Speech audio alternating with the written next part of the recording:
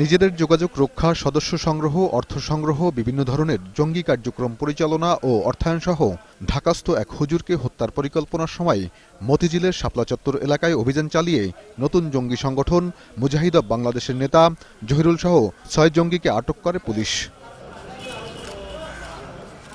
বৃহস্পতিবার বেলা ১১টার দিকে তাদের হাজির করা হয় মহানগর পুলিশের মিডিয়া সেন্টারে।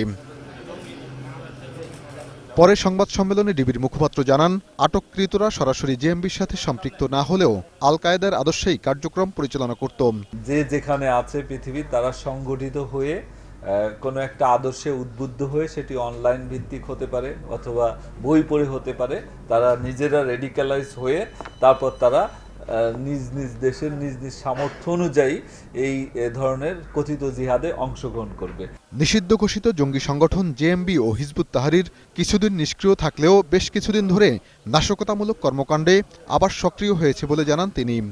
এই মুহূর্তে সবচেয়ে সক্রিয় হলো জেএমবি এবং হিজবুত তাহরির। এরকম আরো দু একটি ঘটনা আছে যেখানে দেখা গেছে একাই রেডিক্যালাইজ হয়ে, ফলে এটি জঙ্গিবাদের একটা বলা যায় নিউ ট্রেন্ড।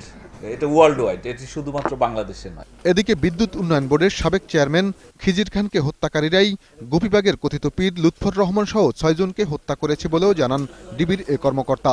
অন্যান্য সদস্যদের জিজ্ঞাসাবাদ, পাশাপাশি তরিকুলকেও জিজ্ঞাসাবাদে যেটি জেনেছি, শাহাদাত ওরফে মাহফুজ এই হত্যাকাণ্ডে লিড দিয়েছিল এবং তাদের নেতৃত্বে ৭-৮ জন এই হত্যাকাণ্ডটি সংগঠিত করেছে।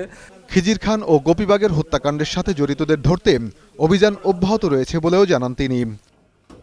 সাইদুল ইসলাম, ২১ টেলিভিশন, ঢাকা।